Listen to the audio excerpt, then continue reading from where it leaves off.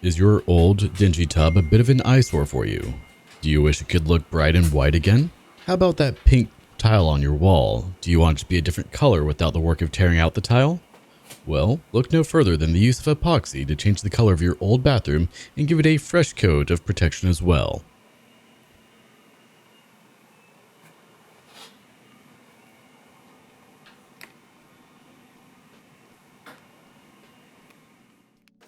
Before we can refinish the tub here, we need to start off by removing all of the old caulking between the tub and shower wall. Epoxy has a hard time sticking to most caulking, plus the flexible nature of the caulk can cause the epoxy to crack or come loose over time.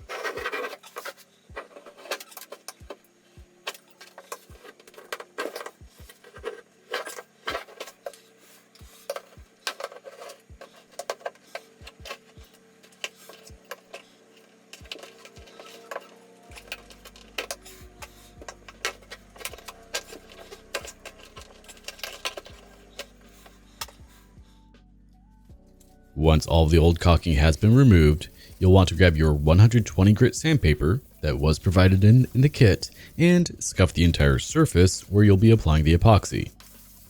For me, I'm only doing my tub, so I'm only sanding and scuffing the tub here.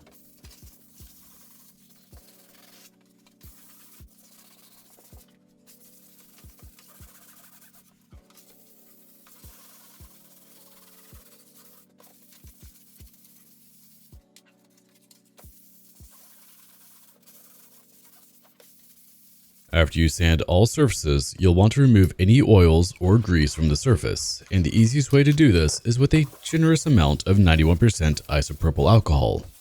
Spread it all over the surface and wipe it down, then let it evaporate off.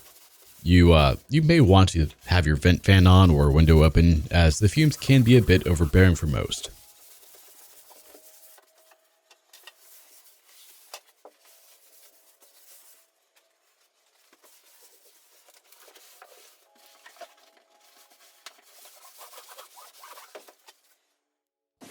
Now, we don't want our epoxy going down the drain. That would cause so many issues.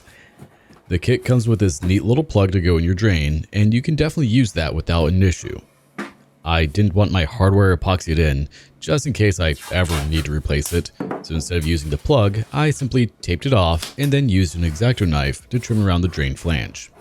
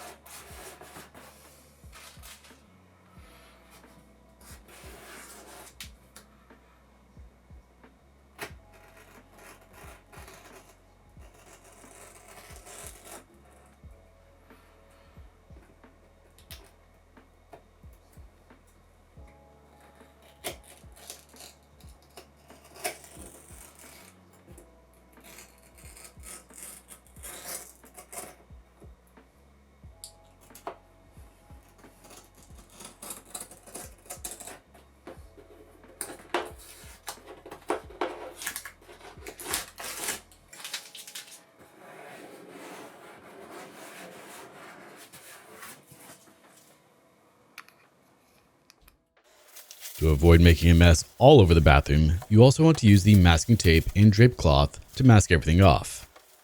If you have a simple flat area, you can just use the tape and drape alone and it works great. But if you have any weird edges or rounded corners, you'll want to put the supplied masking tape down first, then tape and drape over that. It makes your life much easier keeping the tape and drape as straight as possible.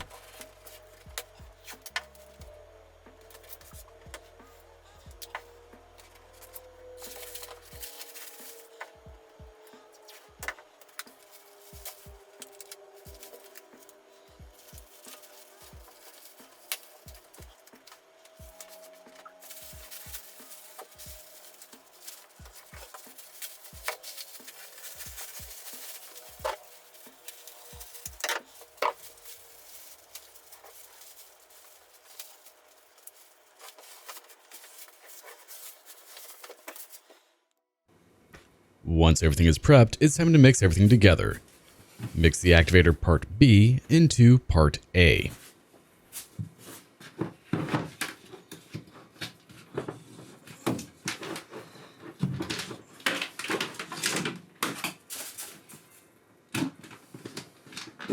Be careful not to drip the non-activated epoxy from part A's lid onto, well, anything, as it won't ever harden and requires acetone or something similar to clean it off.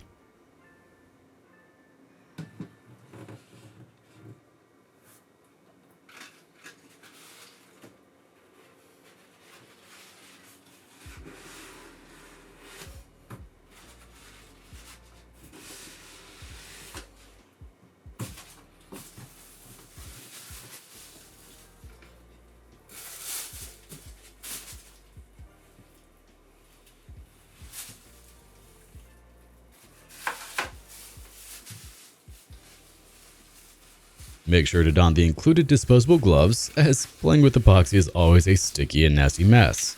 Anything it gets on is effectively ruined, including your flesh. It stays there for like days.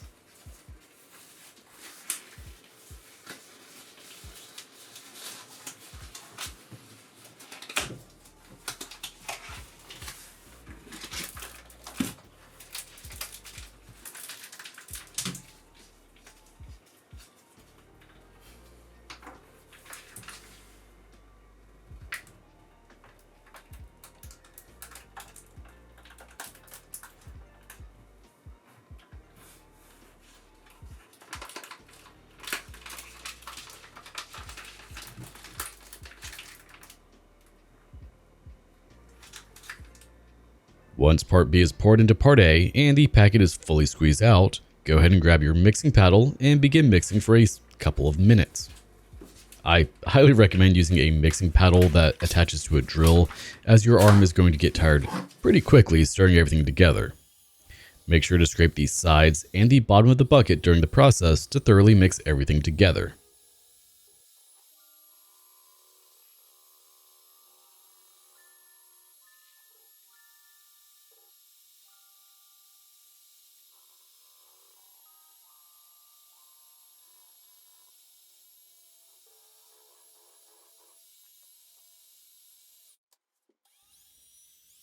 Once everything is fully mixed up, you have about half an hour of working time, which really isn't all that long as you'll need to work quick.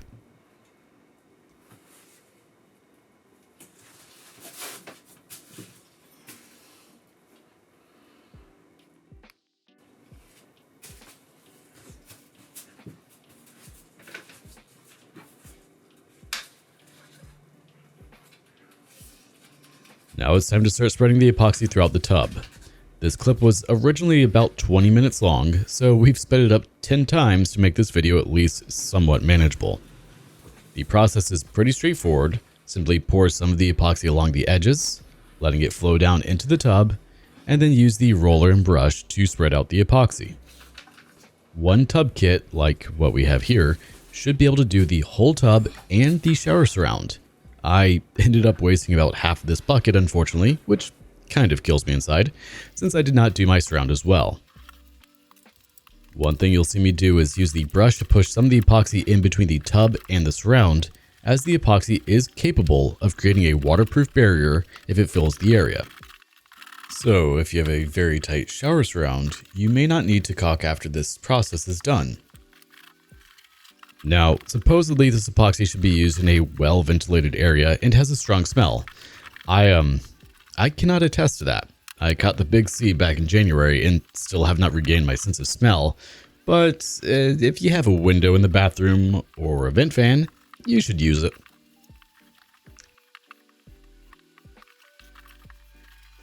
As mentioned in some of my prior videos, we do now have a merch store, a Patreon, and a Ko-Fi.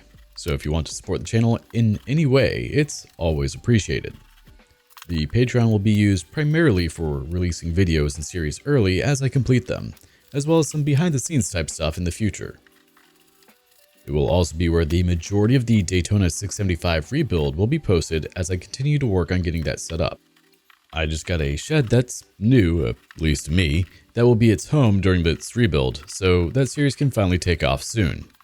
It will be a rather expensive one to complete, so any help there will definitely be appreciated.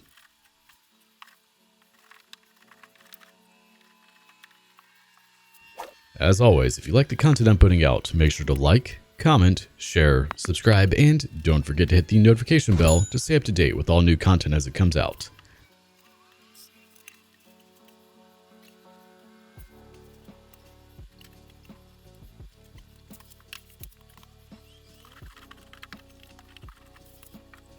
With everything rolled out and brushed on, it should begin to level itself out.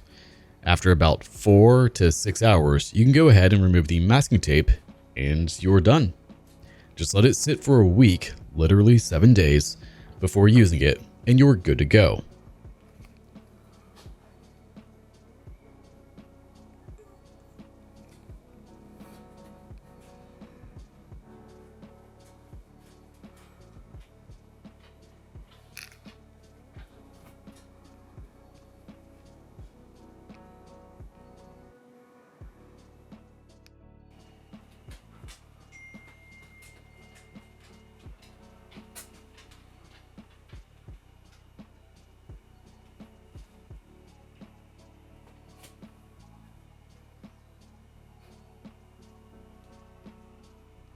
Thanks so much for watching. Take care.